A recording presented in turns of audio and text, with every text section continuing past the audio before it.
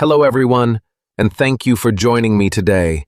I want to share with you some important tips about learning English based on my own experiences and what has worked for me over the years.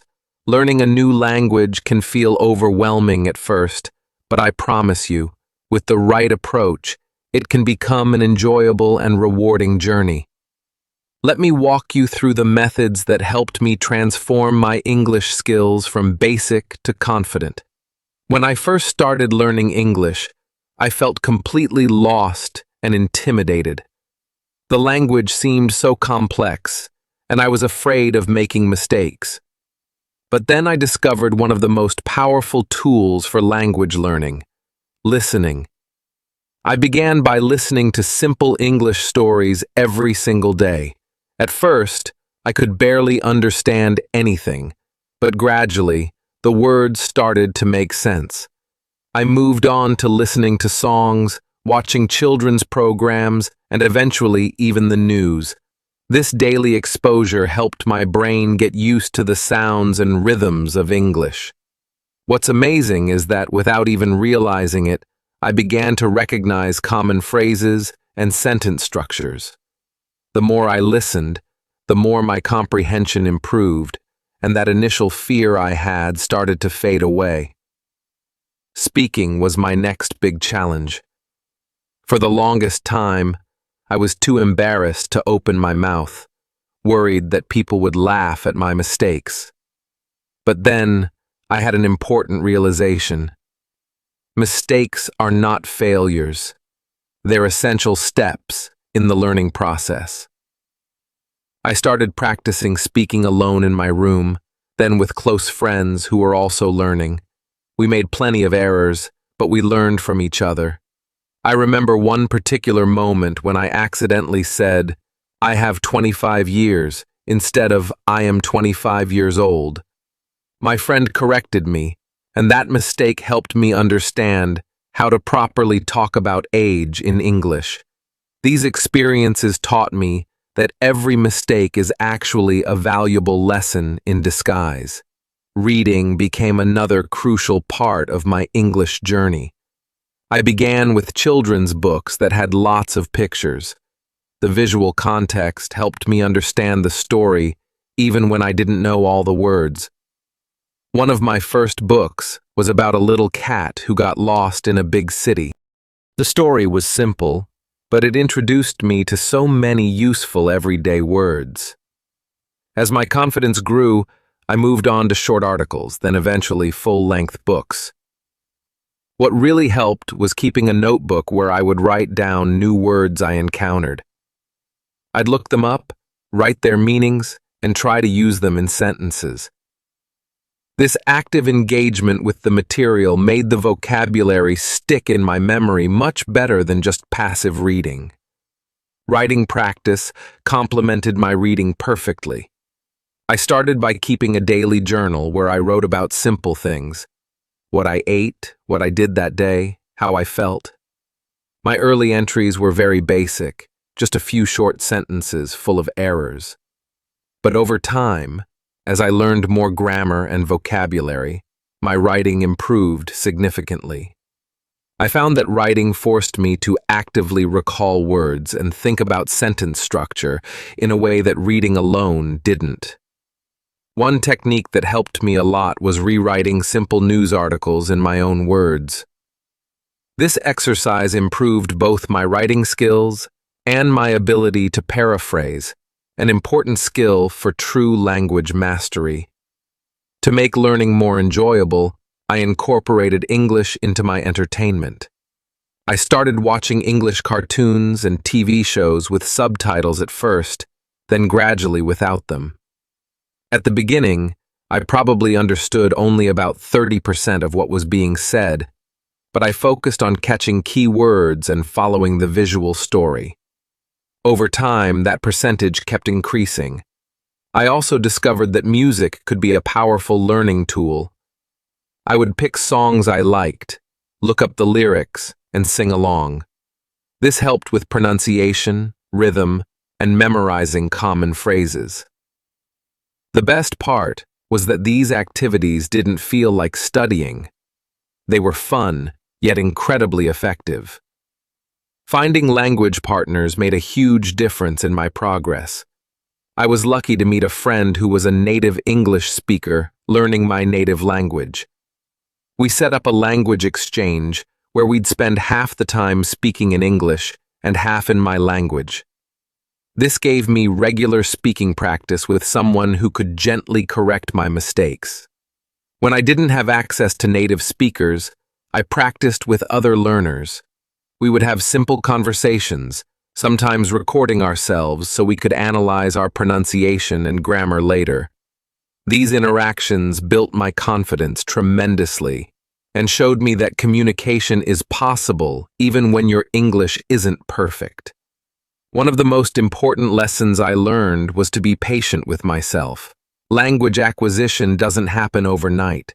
It's a gradual process where small daily efforts accumulate into significant progress over time. There were periods when I felt stuck, when it seemed like I wasn't improving no matter how much I studied.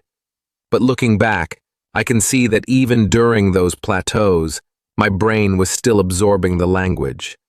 The key was to keep going, even when progress felt slow.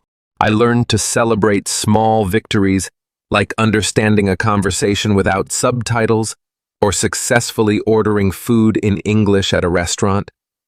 These little wins kept me motivated. Using a dictionary became one of my most valuable habits. I always kept one handy. First, a physical book, then later dictionary apps on my phone.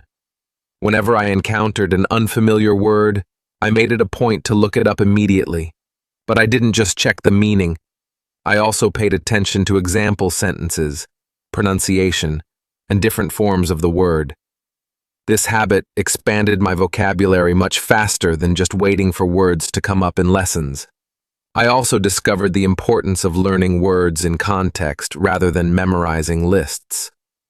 For example, instead of just learning that run means to move quickly on foot, I learned phrases like run a business, run out of time, and run into someone. This gave me a much deeper understanding of how words are actually used. To keep myself motivated, I set up a reward system. For every week that I completed all my English practice goals, I would treat myself to something special, maybe my favorite dessert or a movie night. These little rewards made the learning process more enjoyable and gave me something to look forward to. I also found that tracking my progress helped maintain motivation. I kept a chart where I recorded how many new words I learned each week, how many pages I read, or how many minutes I spent speaking English. Seeing those numbers grow over time was incredibly satisfying and proved that my efforts were paying off. Perhaps the most transformative realization was when I started thinking in English. At first, this felt unnatural and difficult. I would think in my native language and then translate in my head. But with practice, I began having simple thoughts directly in English. I started describing things around me in English in my mind, having imaginary conversations, even dreaming in English sometimes. This mental shift made speaking much more fluid because I wasn't constantly translating anymore. It took time to reach this point, but it made a world of difference in my fluency. Looking back on my English learning journey, I can see how all these different approaches worked together to build my skills. There wasn't one magic method. It was the combination of listening, speaking, reading, writing, and thinking in English that led to real progress. The most important thing was consistency, doing something in English every single day, even if it was just for 15 minutes. Those small daily practices added up to major improvements over months and years. Now I want to hear about your experiences. What challenges have you faced in learning English? What methods have worked well for you? Share your thoughts in the comments. Let's learn from each other and continue growing together. Remember, every expert was once a beginner. With patience, practice, and persistence, you can achieve your English language goals. Keep going and never underestimate the power of small, consistent efforts. Thank you for being part of this learning community, and I look forward to hearing about your progress. Welcome to Adam's inspiring journey to learning English. Adam was a hard-working tailor who had always struggled with English. Despite needing it for his growing business with international clients, fear held him back every time he tried to speak. His words would get jumbled, his palms would sweat, and he'd quickly retreat into silence. Then one day, he decided to make a change after watching an inspiring video from Learning Studio Zone about practical English learning methods. Determined to succeed, Adam committed to following these tips every single day. He started by immersing himself in English sounds. Every morning, while working at his sewing machine, Adam played English podcasts at low volume. At first, the rapid speech sounded like nonsense, but gradually, he began picking out familiar words and phrases. He supplemented this by watching simple English cartoons in the evenings, using the visuals to help understand the context. Within weeks, Adam noticed he could follow basic conversations without straining. Building on this foundation, Adam began practicing speaking, first alone in his workshop, then with anyone willing to listen. He described his tailoring process aloud in English as he worked. First, I measured the fabric, then I cut carefully along the lines. His initial attempts were halting and full of mistakes, but he persevered.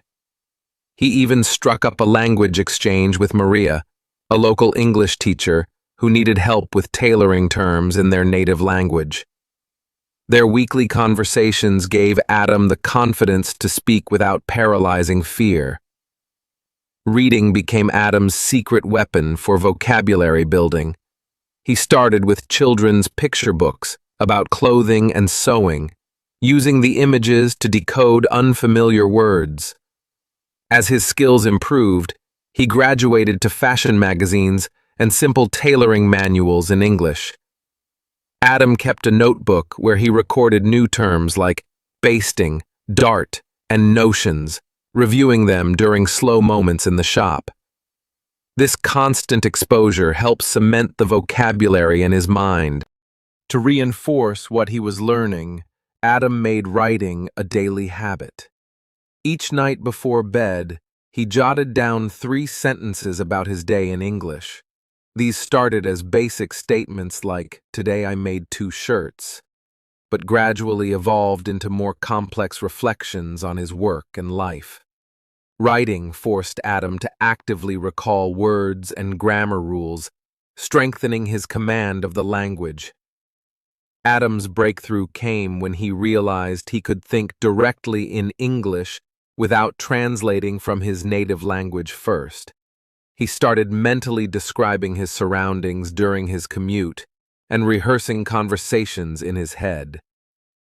This mental shift made speaking feel more natural and fluid. Before long, Adam found himself dreaming in English occasionally, a sure sign his brain was internalizing the language. The real test came when an American tourist entered Adam's shop looking for alterations. Instead of panicking, Adam took a deep breath and greeted the customer in clear English. To his amazement, they had a complete conversation about the needed repairs, pricing, and turnaround time. The satisfied client even complimented Adam on his English skills as he left the shop. Today, Adam still makes occasional mistakes, but he no longer lets fear silence him. His expanded language abilities have brought more international clients to his tailoring business, and he continues to improve by reading English fashion blogs and watching tutorial videos. Adam's story proves that with consistent daily practice and the courage to make mistakes, anyone can master English. His journey from nervous beginner to confident speaker serves as inspiration to all language learners who doubt their abilities. The secret, Adam now tells others, isn't about being perfect. It's about being persistent. Small, regular efforts compound over time into remarkable progress. Whether you're a tailor, a student, or a professional, Adam's experience shows that English fluency is within reach if you're willing to put in the work and believe in yourself. His shop now displays a small sign that reads, "English spoken here," a proud declaration of how far he's come through dedication and smart learning strategies.